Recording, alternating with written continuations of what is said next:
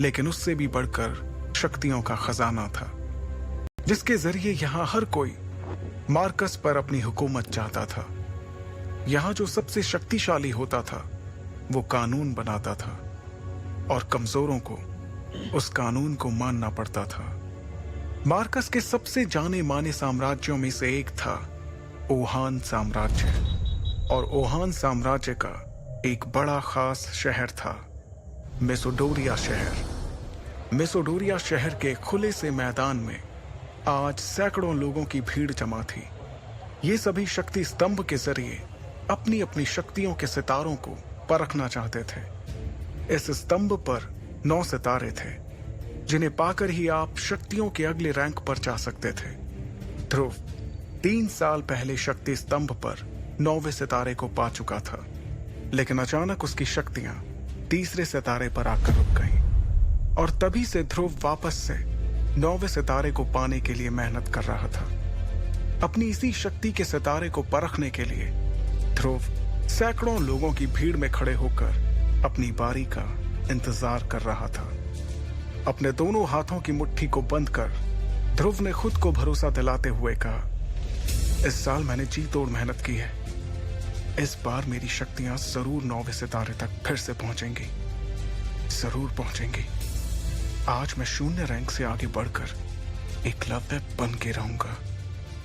तभी एक घोषणा सभी के कानों में गूंजी, और अब अपनी शक्तियों को परखने वाले अगले शख्स का नाम है ध्रुव।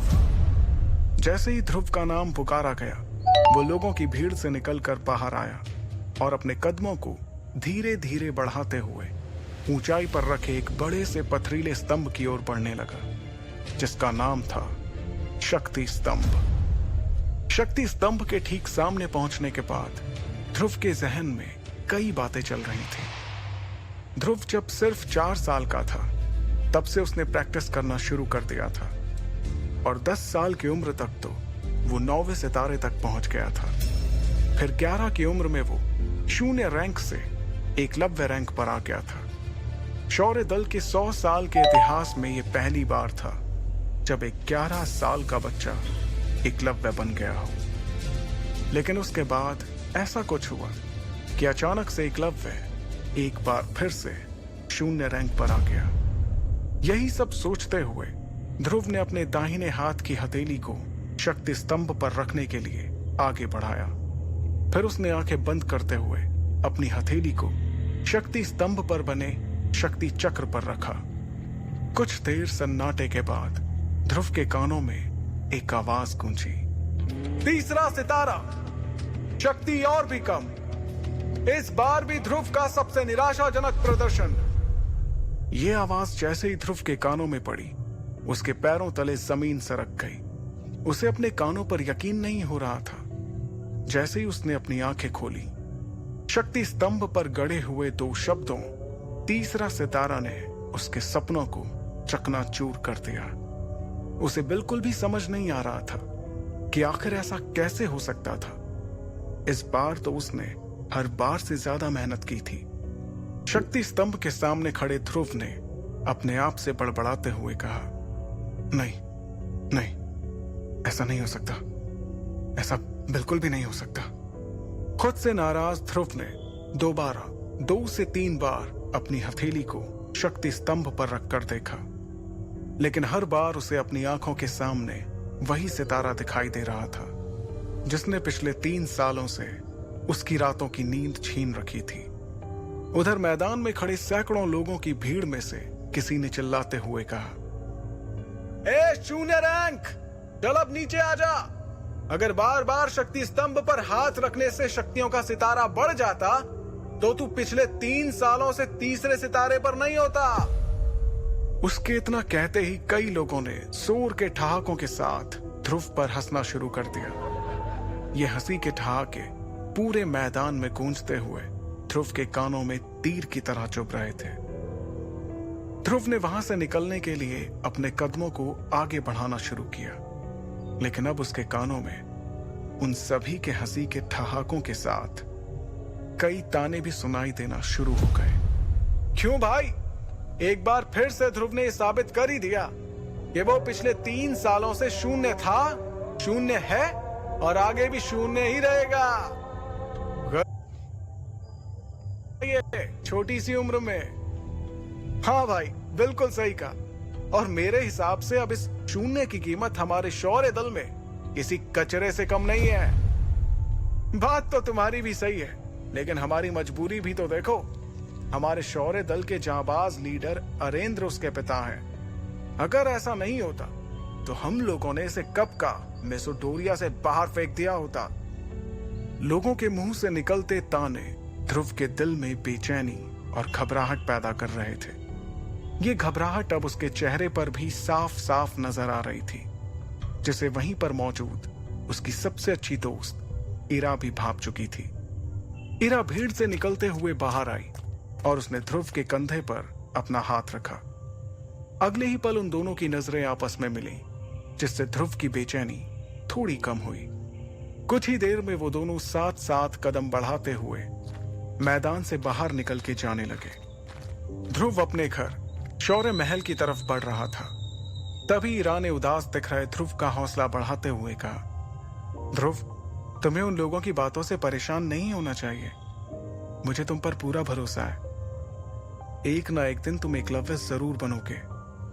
इरा अपने सबसे अच्छे दोस्त को दिलासा देने की कोशिश कर रही थी, लेकिन इस वक्त ध्रुव के जहन में सिर्फ एक ही बात चल रही थी कि आखिर इतनी मेहनत करने के बाद भी उसकी शक्तियां क्यों नहीं बढ़ रही थी। एक तरफ जहां ध्रुव की परेशानियां बढ़ती जा रही थी, तो दूसरी तरफ एक और परेशानी उसके घर की ओर कदम बढ़ा रही थी। लेकिन ध्रुव उस परेशानी से पूरी तरह बेखबर था। ध्रुव और इरा आखिरकार शौर्य महल पहुंच गए। शौर्य महल में ध्रुव के पिता अरेंद्र, जो कि शौर्य दल के लीडर भी थे, अपने दल के कुछ बुजुर्गों के साथ बैठकर किसी खास मुद्दे पर बातचीत कर रहे थे। लेकिन जैसे ही अरेंद्र की नजर अपने बेटे ध्रुव पर गई, उसके उदास चेहरे को देखकर उन्हें सब कुछ समझ आ गया। वो अपनी बातचीत को वहीं पर रोककर ध्रुव के पास गए। अरेंद्र ने अपने बेटे ध्रुव को सीने से लगाते हुए कहा, कोई बात नहीं ध्रुव, तुम मेरे बेटे हो, शौर्य दल के लीडर अरेंद्र के बेटे। अगली बार तुम्हें जरूर कामयाबी मिलेगी, हिम्मत मत हारना। इस वक्त शौर्य महल के दरबार में बैठे सभी लोगों की नजर ध्रुव पर ही थी। तभी अचानक एक लड़की नीले रंग के गाउन में अपने लंबे लंबे कदमों के साथ शौर्य महल के इस दरबार में दाखिल हुई। इस लड़की का नाम लारा जयान था। लारा के दादाजी ओहान साम्राज्य के शेरदिल सेनापति रह चुके थे और लारा अंबर दल की होने वाली लीडर थी। अंबर दल ओहान साम्राज्य के सबसे ताकतवर दलों में से एक था। यह इतिहास में पहली बार था कि कोई इतनी कम उम्र में अंबर दल का लीडर बनने वाला था। लारा को अपने सामने देखकर सभी लोगों के साथ अरेंद्र भी हैरानी में पड़ गए, क्योंकि सभी जानते थे कि ये कोई आम लड़की नहीं, बल्कि अंबर दल की होने वाली लीडर थी। लारा का अचानक इस तरह से महल में आना किसी को भी समझ नहीं आ रहा था। फिर भी उसे अपनी ओर आते देखकर शौर्य दल के प्रमुख अरेंद्र ने कहा, तुम्हारा स्वागत है लारा। ना कोई खत, ना कोई खबर, इस तरह से यूं अचानक, सब ठीक तो है? अरेंद्र के सवाल पर लारा ने अपने दाहिने हाथ से चुटकी बजाते हुए अपने बॉडीगार्ड्स की ओर इशारा किया। इशारा पाते ही वो सभी एक कदम आगे आए। वो बॉडीगार्ड्स एक बड़े से हरे रंग के बॉक्स को पकड़े हुए थे। बॉक्स की तरफ देखते हुए लारा ने अपनी तीखी और तेज आवाज में कहा, मुझे पता चला है कि ध्रुव इस साल भी अपनी शक्तियों को नहीं बढ़ा पाया, इसलिए मैं ध्रुव के लिए एक खास चीज लेकर आई हूं। इसे पीने से उसे अपनी खोई हुई शक्तियां एक बार फिर से मिल जाएंगी। अरेंद्र ने ध्रुव की ओर देखकर दोबारा लारा को देखते हुए कहा, लेकिन लारा, हम तुमसे कोई तोहफा नहीं ले सकते, और वैसे भी तुम कुछ ही दिनों में हमारे परिवार का हिस्सा बनने वाली हो, इसलिए इस तोहफे की कोई जरूरत नहीं है। अरेंद्र की बात खत्म भी नहीं हुई थी और बॉडीगार्ड्स ने उस बॉक्स को खोल दिया। सभी को बॉक्स में हरे रंग की शरबत से भरी बोतलें दिखाई दे रही थी। वहां मौजूद सभी लोगों ने इस शरबत को पहचान लिया था। अरेंद्र ने उस शरबत की ओर हैरानी से देखते हुए कहा, करिश्माई शरबत? यह तो बहुत ही कीमती शरबत है। हम तुमसे इतना कीमती तोहफा बिल्कुल भी नहीं ले सकते लारा। लारा ने देरी किए बिना तुरंत अरेंद्र से कहा, आप जानते हैं ना कि यह करिश्माई शरबत ध्रुव के लिए कितना फायदेमंद साबित हो सकता है।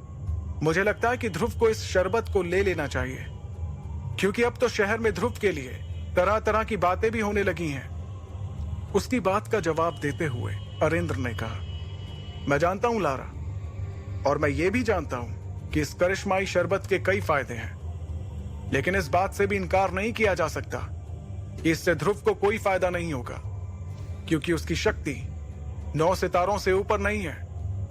और तुम अगर 9वें सितारे से कम शक्ति वाला कोई इस शरबत को लेगा तो इससे उसकी शक्तियां और भी कम हो सकती हैं। अरेंद्र अपनी बात को पूरी करते उसके पहले ही लारा ने उन्हें टोकते हुए कहा, हाँ मैं जानती हूं कि शक्तियां कम भी हो सकती हैं, तो इसमें इतना परेशान होने वाली कौन सी बात है। ध्रुव का शक्ति का सितारा तो वैसे भी 3 पर ही है। ध्रुव के पास अब हारने को बचा ही क्या है। इससे पहले कि अरेंद्र कुछ कहते, लारा की इस बात पर अब ध्रुव ने अपनी चुप्पी तोड़ते हुए कहा, मैं कभी भी अपनी शक्तियों को इस तरह से नहीं बढ़ाऊंगा लारा। तुमने ये सोच भी कैसे लिया? लारा ने भी तुरंत इस बात का जवाब दिया, अच्छा तो फिर तुम किस तरह से अपनी शक्तियां बढ़ाओगे? वैसे ही जैसे पिछले 3 साल से बढ़ा रहे हो। लारा की इस बात का ध्रुव के पास कोई जवाब नहीं था। लारा ने अरेंद्र के पास जाकर उन्हें इत्मीनान से कहा, ठीक है, अगर आप इस करिश्माई शरबत को तोहफे के तौर पर नहीं लेना चाहते तो क्या आप मुझे इसके बदले में कुछ दे सकते हैं? लारा की इस बात पर अरेंद्र ने बिना कुछ सोचे समझे कहा, हाँ बिल्कुल, क्यों नहीं।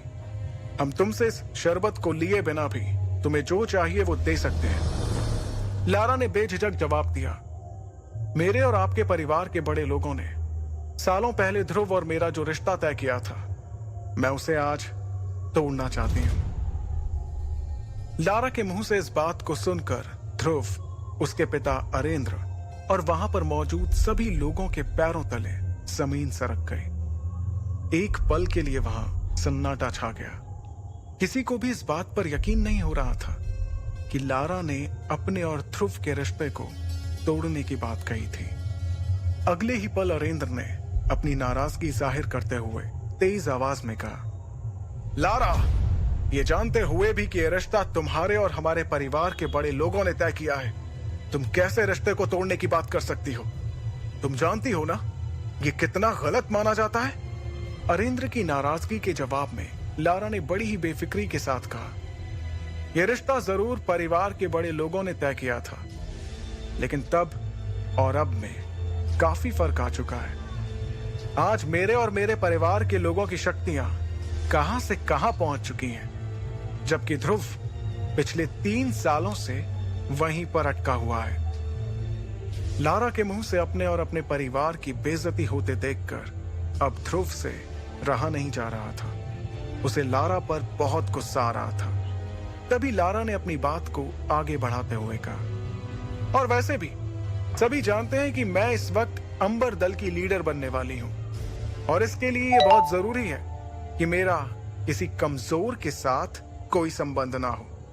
इसलिए बेहतर यही होगा कि यह रिश्ता आगे बढ़ने से पहले यहीं पर टूट जाए। अंबर दल की लीडर बनने वाली बात पर गौर करते हुए अरेंद्र ने उससे कहा, तो यह है असली बात, बाकी सब तो तुम्हारे लिए एक बहाना था, सिर्फ एक बहाना। तुम्हें परिवार की कोई फिक्र नहीं है, तुम्हारे सिर पर तो सिर्फ सबसे शक्तिशाली बनने का जुनून सवार है, और इसलिए तुम इस रिश्ते को तोड़ना चाहती हो। इस बार लारा ने बेशर्मी से जवाब देते हुए कहा, तो आप ही बताइए कि मैं कैसे उस इंसान से अपना रिश्ता जोड़ लूं जो पिछले 3 सालों से अपनी शक्तियों को बढ़ा नहीं पा रहा। लारा की इस बात का वाकई में वहां पर किसी के पास कोई जवाब नहीं था। तब लारा ने दोबारा उस करिश्माई शरबत की तरफ देखते हुए कहा, अब आपके लिए यही बेहतर होगा कि आप मेरी बातों को मान लें और इस करिश्माई शरबत को स्वीकार करते हुए इस रिश्ते को तोड़ दें, क्योंकि आप भी जानते हैं ये शरबत कितना कीमती है और ध्रुव के लिए कितना जरूरी है। अब ध्रुव के सब्र का बांध भी टूट चुका था। वो लारा के ठीक सामने आकर खड़ा हो गया और उसकी आंखों में आंखें डालते हुए बोला, ठीक है, तुम्हें इस रिश्ते को तोड़ना है तो ये टूटेगा, जरूर टूटेगा। ध्रुव के इतना कहते ही सभी हैरानी से उन दोनों के चेहरे की तरफ देखने लगे। तभी ध्रुव ने अपनी बात को आगे बढ़ाया, लेकिन इस रिश्ते को तोड़ने से पहले हमारी शादी होगी और उसके बाद मैं तुम्हें तलाक देकर इस रिश्ते को हमेशा हमेशा के लिए तोड़ दूंगा। बताओ, है मंजूर? ध्रुव की इस बात पर लारा ने तपाक से गुस्से में झल्लाते हुए कहा, ये क्या बकवास कर रहे हो तुम? तुम्हें मालूम भी है इससे मेरे परिवार की कितनी बदनामी होगी? तब ध्रुव ने बड़े ही इत्मीनान से जवाब देते हुए कहा, तो जो तुम कर रही हो उससे हमारे परिवार की बदनामी नहीं होगी? जब बदनामी होनी ही है तो क्यों ना दोनों की ही हो? इस जवाब पर लारा ने तेवर दिखाते हुए कहा, मुझे यकीन नहीं आ रहा है कि मैं उसी ध्रुव से बात कर रही हूं जिसे मैं कुछ सालों पहले मिली थी। ध्रुव ने बिना वक्त गवाए अपने उसी अंदाज को बरकरार रखते हुए कहा, मुझे भी यकीन नहीं हो रहा है कि कैसे तुम इस करिश्माई शरबत की आड़ में इस रिश्ते को खत्म करने के लिए बिना कुछ सोचे समझे यहां चली आई। इतनी बातें करते हुए ध्रुव और लारा दोनों के चेहरे एक दूसरे के बहुत ही नजदीक आ गए थे। उन दोनों की आंखें एक दूसरे को घूरे जा रही थी। माहौल गर्माता हुआ देखकर लारा के बॉडीगार्ड्स अपनी जगह से आगे बढ़े, लेकिन अगले ही पल लारा का एक इशारा मिलते ही उन सभी ने अपने आप को रोक लिया। फिर लारा ने अपनी बात को आगे बढ़ाते हुए कहा, मेरे पास एक तरीका है जिससे हम इस रिश्ते का फैसला कर सकते हैं। ध्रुव ने उससे पूछा, और वो क्या है? लारा ने कहा, 3 साल बाद हम दोनों के बीच एक मुकाबला होगा। अगर उस मुकाबले में मैं जीत गई तो तुम्हें इस रिश्ते को तोड़ना होगा, और अगर तुम जीत जाते हो तो वही होगा जो तुम चाहोगे। लारा की ये शर्त सुनते ही शौर्य महल में एक सन्नाटा छा गया था। अब सभी की नजरें ध्रुव के जवाब का इंतजार कर रही थी। क्या ध्रुव अपनी मंगेतर लारा की शर्त मानेगा?